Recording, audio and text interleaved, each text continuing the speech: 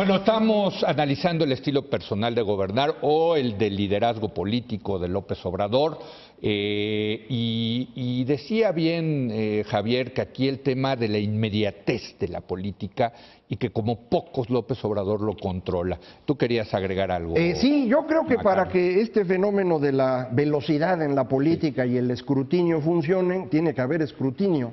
Si no lo hay, pues esto no va a funcionar. Y ahí creo que López Obrador tiene una gran ventaja. Sí. Por un lado, ha sido un genio para controlar las opiniones, el discurso, la agenda pública. Ha logrado controlar a los medios de comunicación de forma muy exitosa. De hecho, pues celebró a su fuente porque se porta muy bien, sí, algo que cualquier político hubiera sido apedreado por decirle eso a los reporteros. Pero desde el DF, DF lo adoraban, ¿te acuerdas? Eso lo ha hecho siempre, sí, es muy hábil para controlar a su fuente, los trata bien, los convence. Es que le da la nota. Pero mano, cuando tú como periódico tienes un reportero que se porta bien con un político, debías correrlo de inmediato. Exacto, y los medios no lo hacen, porque los medios en México tampoco han sido independientes la mayor parte del tiempo, dependen del presupuesto público, no se quieren arriesgar y entonces se van subordinando al señor López, que lo sabe administrar muy bien. Entonces esto le ayuda. Y además, en las redes sociales ellos desarrollaron en los últimos 10 años un sistema extraordinario que fue el que le dio el triunfo. ¿No? Tenemos que acordar que nos fueron convenciendo en redes sociales de cómo este era el peor momento de la historia de México. Y eso convenció a un número suficiente de mexicanos para complementar los 16 millones de votos que él ha traído siempre, y con eso convencer a los priistas que estaban en duda de que iban a perder su chamba, también de sumarse. Y ahí están los 30 millones de votos que ganó. Sin las redes, López Obrador no hubiera ganado nunca.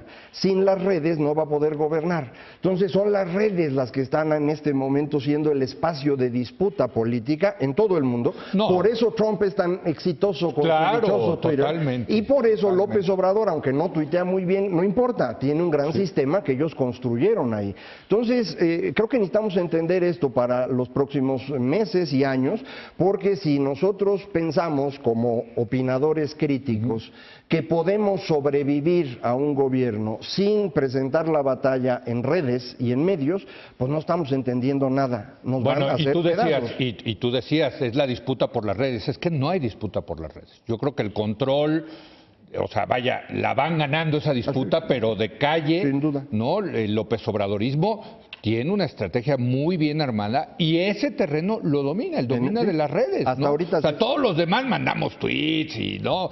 Pobre Javier ni siquiera está en las redes, imagínate. Él no diría pobre, él diría afortunado. No, afortunado, exacto. Ya, creo que no se equivocó, Javier. No, para nada.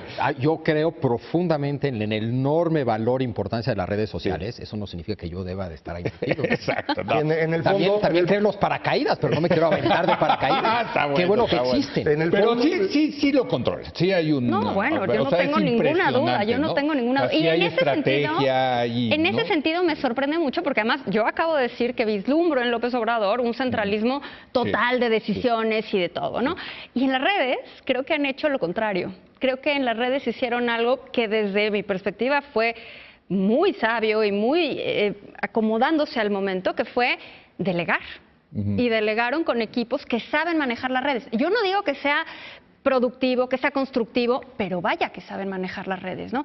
Cualquier tuit que pongas, puedes hablar del clima, puedes decir, ay, hoy salió el sol, y se va a convertir en cuestión de 2 tweets en algo relacionado con López Obrador, con la Cuarta Transformación, y tiene a un ejército que yo no sé ni siquiera si se dan cuenta que lo son, que están convencidos de todo, de que todo gira y debe de girar en torno a López Obrador. Difiere un poco con Macario en el sentido de que solo por eso que las redes ganaron esta elección. Yo creo que no. Yo creo que en los últimos años hubo muchas cosas que avanzaron de la economía, pero también hubo muchas cosas que se quedaron muy rezagadas y muchos problemas que me parece que son muy serios del país y que tenemos, incluso los más críticos, que atender. La corrupción y la inseguridad. La corrupción no es uno. A ver, yo creo que la corrupción y la inseguridad son temas claves, pero también creo que hay un tema que no se ha avanzado absolutamente nada en pobreza. Se ha avanzado poquísimo en pobreza y se ha avanzado nada en desigualdad. Hay estudios del BID que dicen que México es más desigual hoy que en la Nueva España. Sí, lo que ocurre es que el centralismo político puede estar acompañado de esta descentralización operativa, sin que por ello deje de ser centralismo. Es decir, puede haber un montón de equipos que están haciendo lo que tú dices, pero todos responden a una misma lógica. Claro, eso es cierto. Y en ese sentido sigue siendo central. Y no quiero decir que las redes hayan ganado, pero fue el elemento determinante del proceso electoral. Sí. Sin ese mecanismo de convencimiento a la población, les hubiera costado muchísimo trabajo, porque había otras alternativas que no tuvieron éxito por esa razón. Entonces, ahí es donde vamos a tener que estar pensando mucho qué va a ocurrir en redes, porque eso es lo que va a determinar el funcionamiento de la sociedad en todo el mundo, no es un fenómeno de México. Otro para mí reto clave para el liderazgo político en el siglo XXI tiene que ver con presiones democráticas. Es decir, la idea de liderazgo político es una idea que está en una fuerte tensión con la idea de democracia. La democracia como concepto es una postura anti-liderazgo político, ¿sí? En ese sentido estamos viviendo ¿Pero hoy... ¿En qué sentido? ¿En qué sentido? ¿En la concentración de poder en una persona? Exacto. Okay, crees en la mayoría y en las opiniones de la mayoría y en el ciudadano común y corriente, en los contrapesos, etcétera. Estamos pasando por un momento, como decía Macario, en el que han crecido las presiones democráticas. Sí. Entonces, para ser un líder exitoso en este ambiente, necesita ser un líder antisistémico, conectado con el pueblo.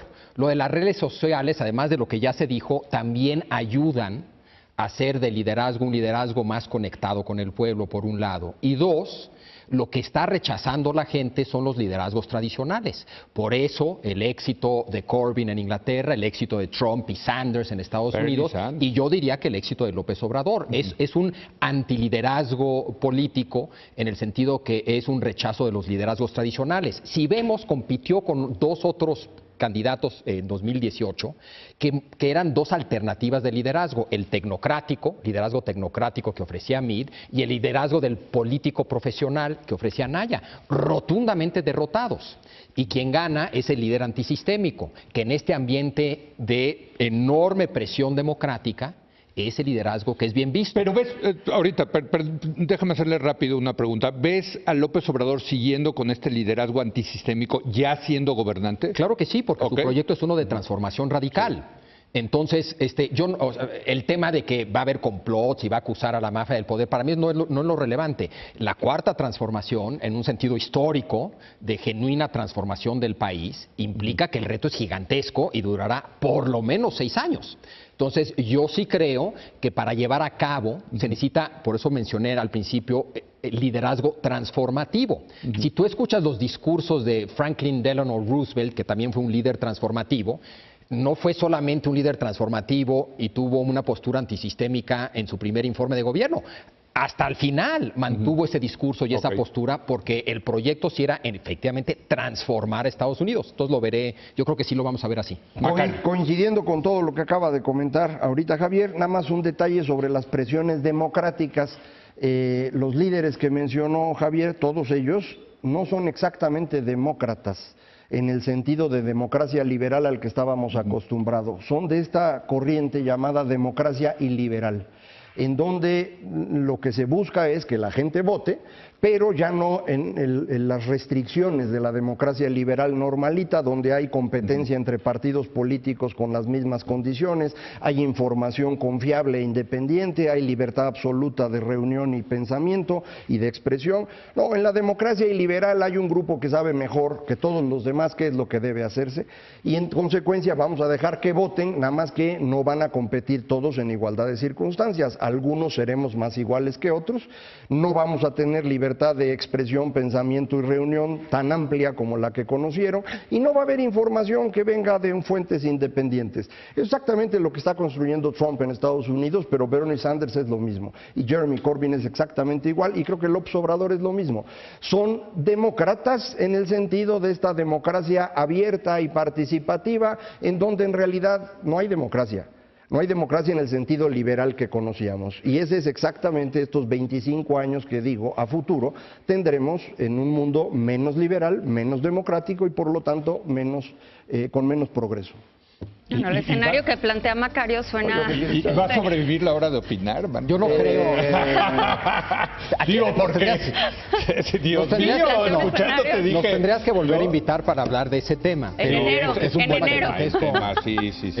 Gracias, Macario, con ese tono de optimismo. En enero. Es preferible aceptar la realidad que estar Ajustar peleando con ella, ¿no? expectativas. Exacto. A ver cómo nos va en las redes el día de hoy. Gracias, Javier.